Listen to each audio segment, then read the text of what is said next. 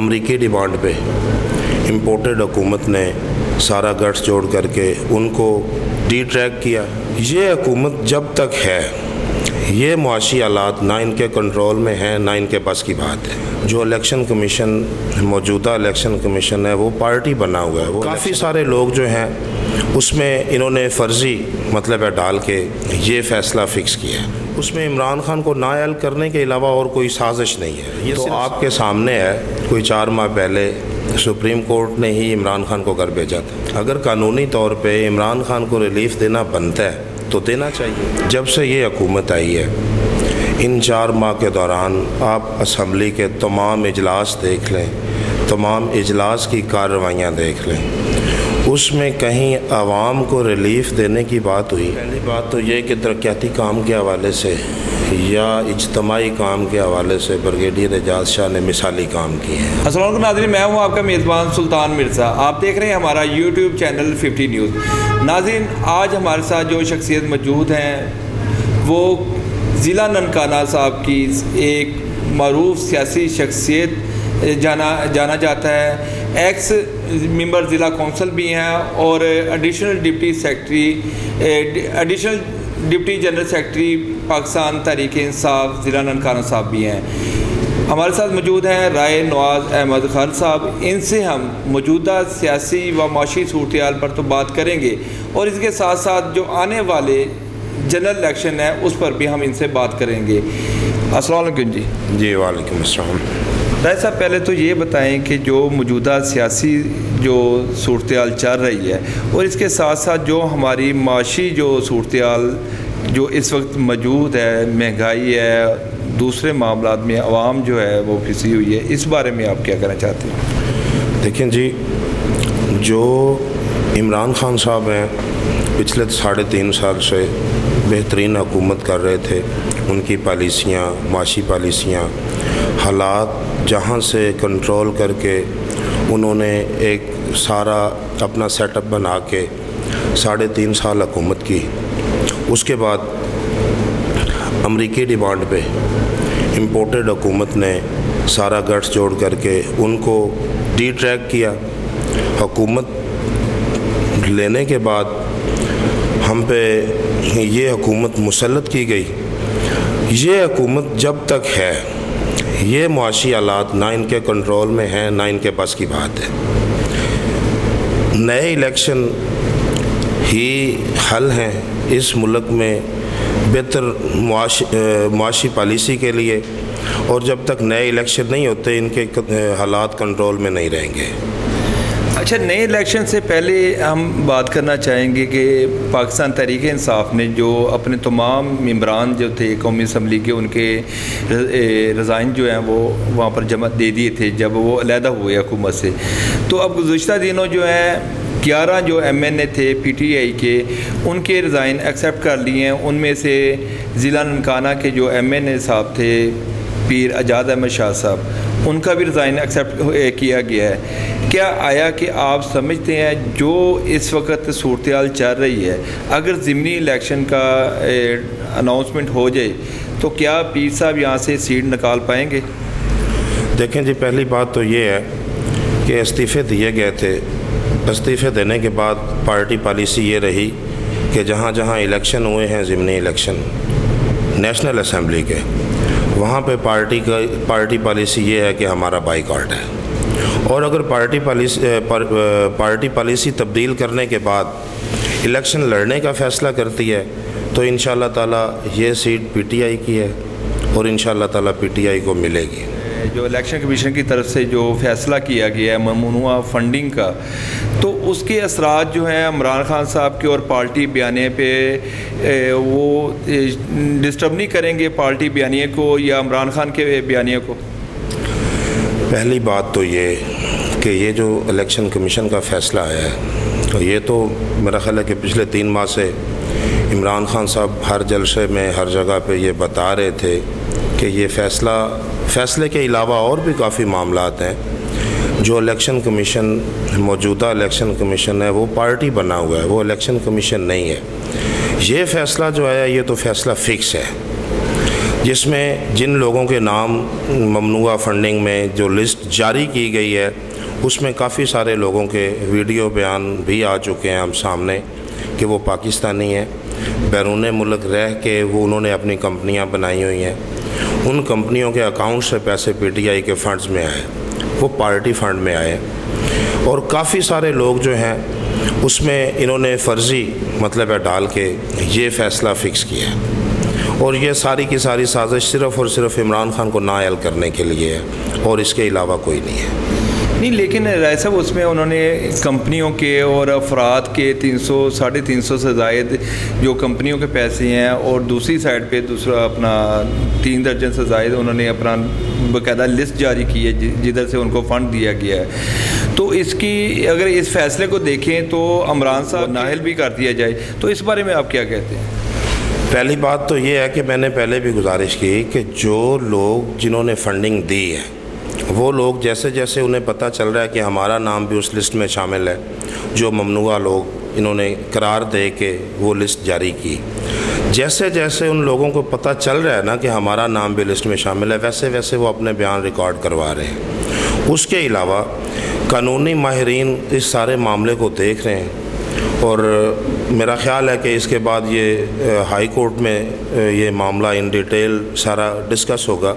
اس میں جہاں تک میرا خیال ہے اس میں عمران خان کو نااہل کرنے کے علاوہ اور کوئی سازش نہیں ہے، یہ صرف سازش ہے، اس کے علاوہ کوئی نہیں جس کا فائدہ نہیں ہونا انہیں۔ اچھا، سازش کو اگر دیکھا جائے کہ جیسے عدالتیں جو دوسری سائڈ پہ جو متحدہ اپوزیشن ہے جو اس وقت حکومت کر رہی ہے، وہ کہہ رہی ہے کہ عدالتیں جو ہے ریلیف دیتی آ رہی ہیں پی ٹی آئی کو، جو بھی ہمارا کیس لگتا ہے سپریم کورٹ میں لگتا ہے وہی بینچ بنتا ہے، اور ان کو مسلسل جو ہے عمران خان کو ریلیف دیتی آ رہی ہے۔ کہ آپ کو لگتا ہے کہ یہ ممنوعہ فنڈنگ کا معاملہ اگر عدالت کی طرف جائے گا تو یہاں سے بھی ریلیف ملنے کی توقع کی جا سکتی ہے؟ دیکھیں جی، پہلی بات تو یہ کہ سپریم کورٹ ہماری اعلیٰ عدلیہ ہے، اس پہ ہم سب کو یقین ہونا چاہیے۔ اگر یہ حکومت یہ کہتی ہے نا کہ عمران خان کو ریلیف ملتا ہے، تو آپ کے سامنے ہے کوئی 4 ماہ پہلے سپریم کورٹ نے ہی عمران خان کو گھر بھیجا تھا۔ ظاہر ہے جب وہ اسمبلی بحال ہوئی تو اسمبلی بحال سپریم کورٹ نے کی تھی، 5 معزز جج صاحبان تھے، لیکن عمران خان نے تو یہ نہیں کہا کہ انہیں ریلیف دیا گیا یا ایسا کیا گیا۔ عدالتیں تو ظاہر ہے قانون کے مطابق اپنے فیصلے کریں گی، اگر قانونی طور پہ عمران خان کو ریلیف دینا بنتا ہے تو دینا چاہیے، اگر نہیں بنتا، جہاں پہ نہیں بنتا تھا انہوں نے نہیں دیا، اسے گھر بھیج دیا۔ یعنی کہ آپ کو اس بات پہ مطمئن ہے کہ اس فیصلے کے اگینسٹ جو ہے وہ عدالتیں عمران خان صاحب کو ریلیف دے پائیں گی؟ دیکھیں جی، عدالتوں نے کیا ریلیف دینا ہے؟ اگر اس کا قصور بنتا ہوگا تو پھر تو ظاہر ہے فیصلہ اس کے خلاف جائے گا۔ پہلی بات یہ ہے کہ قانونی طور پہ عمران خان صاحب کو ریلیف ملنا ہے، اس میں یہ ہے کہ جو انہوں نے فرضی نام ڈال کے یہ سارا فیصلہ کرنے کی کوشش کر رہے ہیں، ابھی تو شوکاز نوٹس دیا ہے نا، شوکاز نوٹس کے بعد اس کا جواب جائے گا، جواب جانے کے بعد انہوں نے فیصلہ کرنا ہے۔ اگر خدا نخواستہ کوئی ایسا فیصلہ کرتے ہیں جو کہ ایک امید کی جا سکتی ہے، کی جا رہی ہے، بلکہ اگر کوئی ایسا فیصلہ آتا ہے تو اس کے خلاف ظاہر ہے عدالت عالیہ ہے، اس میں جائے گا یہ میٹر، وہاں پہ قانونی ماہرین اپنے سارے ثبوت قوائف سارا کچھ دیں گے وہاں پہ، اور جہاں تک مجھے امید ہے کہ قانون کے مطابق ریلیف ملے گا انشاءاللہ تعالی۔ اچھا رائے صاحب، ہم پھر دوبارہ جو اپنی موجودہ سیاسی اور معاشی صورتحال کے ساتھ ساتھ اگر جیسے آپ جو پارٹی جو قیادت ہے وہ کہہ رہی ہے کہ فوری الیکشن کروائیں اس معاملے سے، جو اس وقت جو حالات بن چکے ہیں، کہ اس کا حل صرف یہ ہے کہ فوری الیکشن کروائے جائیں، اگر آنے والے 4-5 ماہ میں اگر الیکشن کروا دیے جائیں جنرل الیکشن، کیا جو اس وقت ہماری معاشی صورتحال بن چکی ہے، کیا آنے والی حکومت جو ہے وہ اس پہ قابو پا لے گی؟ دیکھیں جی، الیکشن کے علاوہ کوئی حل نہیں ہے، پہلی بات۔ دوسری بات یہ کہ ہر حکومت کی اپنی پریارٹیز ہوتی ہیں، جب سے یہ حکومت آئی ہے ان 4 ماہ کے دوران آپ اسمبلی کے تمام اجلاس دیکھ لیں، تمام اجلاس کی کارروائیاں دیکھ لیں، اس میں کہیں عوام کو ریلیف دینے کی بات ہوئی؟ پہلی بات یہ کہ یہ تو عوام کو ریلیف دینے کے لیے آئے ہی نہیں ہیں، یہ اپنے مسائل سیدھے کرنے کے لیے آئے، یہ نیب آرڈیننس میں تبدیلی کے لیے آئے، یہ EVM مشین جو کہ مطلب ہے کہ آپ کہہ سکتے ہیں کہ جہاں پہ دھاندلی کے سارے ثبوت ختم کرنے کے لیے آئے، یہ اپنے مطلب کی قانون سازی کرنے کے لیے آئے ہیں، وہ یہ کر رہے ہیں۔ عوام کو ریلیف دینا نہ ان کا مقصد ہے، نہ حالات کی طرف ان کا خیال ہے، نہ کنٹرول ہے، اور نہ یہ چاہتے ہیں ایسا۔ مجھے امید ہے کہ عمران خان صاحب جب دوبارہ آتے ہیں الیکشن کے بعد، اللہ کرے ہماری قسمت اچھی ہو، پاکستان کو عمران خان جیسے بندے کی ضرورت ہے، اور امید ہے کہ انشاءاللہ تعالی مہینوں میں حالات ٹھیک ہو جائیں گے۔ اچھا رائی صاحب، ہم پھر آخر میں طرف ہمارا پروگرام کا ٹائم ختم ہو رہا ہے، تو ہم یہ پوچھنا چاہ رہے ہیں آپ سے کہ کیا آپ دیکھ رہے ہیں کہ آنے والے کتنا ٹائم میں آپ جنرل الیکشن دیکھ رہے ہیں کہ اسی سال ہوں گے یا اس اگلے سال آپ الیکشن دیکھ رہے ہیں جنرل الیکشن؟ دیکھیں جی، پہلی بات تو یہ کہ جتنا جلدی الیکشن ممکن ہونے چاہیے، جتنا لیٹ کریں گے ملک کا نقصان ہو رہا ہے، اور گھنٹوں کے حساب سے نقصان ہو رہا ہے۔ میرے خیال سے الیکشن جو ہے نا، یہ جس طرح چاہ رہے ہیں نا، تقریباً انہوں نے اپنے مطلب کے قوانین بنا لیے ہیں۔ اب ان کا مقصد نہیں ہے کوئی بھی حکومت میں رہنے کا، عوام کے لیے تو یہ پہلے بھی نہیں آئے تھے، اپنے معاملات سیدھے کرنے کے لیے آئے تھے۔ کل میرا خیال ہے فرد جرم عائد ہو گئی ہے میاں صاحب پہ۔ کون سے میاں صاحب پہ؟ دونوں میاں صاحبان پہ ہو گئی ہے۔ ہم کتنے میاں صاحب یہاں پر ہیں؟ حمزہ شہباز میاں صاحب ہے، کیونکہ شہباز شریف صاحب بھی ہیں، نواز شریف صاحب بھی ہیں، اور باقی اور بھی میاں صاحب ہیں۔ فرد جرم شہباز شریف صاحب پہ ہو گئی ہے، حمزہ شہباز پہ فرد جرم عائد ہو گئی ہے۔ اب ان کا مقصد کوئی نہیں ہے یہاں پہ حکومت کرنا، اب یہ نکلنے کی کوشش کریں گے، اور میرے خیال سے بہت جلد الیکشن ہو رہے ہیں۔ یعنی کہ آپ کے کیا مطلب ہے کہ اسی سال امید ہے کہ جنرل الیکشن ہو جائیں گے؟ انشاءاللہ تعالی بہت جلد۔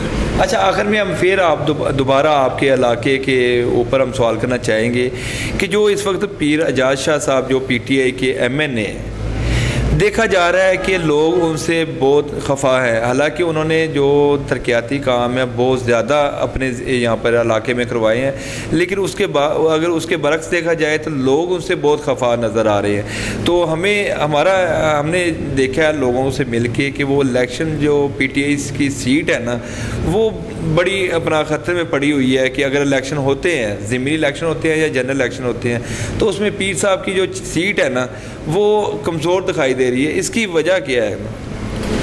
پہلی بات تو یہ کہ ترقیاتی کام کے حوالے سے یا اجتماعی کام کے حوالے سے بریگیڈیئر اعجاز شاہ نے مثالی کام کی ہے ہمارے پورے ڈسٹرکٹ ننکانہ میں۔ حالانکہ MN ہے وہ تحصیل ننکانہ سے، انہوں نے پورے ڈسٹرکٹ میں کام کیے ہیں، اور اجتماعی کاموں میں میرا خیال ہے کہ انہوں نے کوئی تحصیل نہیں دیکھی، کوئی جگہ نہیں دیکھی۔ آج آ کے ایک پرابلم ہے کہ یہاں پہ ان کے فیملی معاملات کچھ اس طرح کے ہیں کہ ان کا بھتیجا جو کہ اہم رول ہے اس الیکشن میں، ان کے والد کا بہت سیٹ اپ تھا یہاں پہ، ٹھیک ہے، ان کی وفات کے بعد ان کا جو بھتیجا ہے وہ آپس میں ناراض ہیں دونوں۔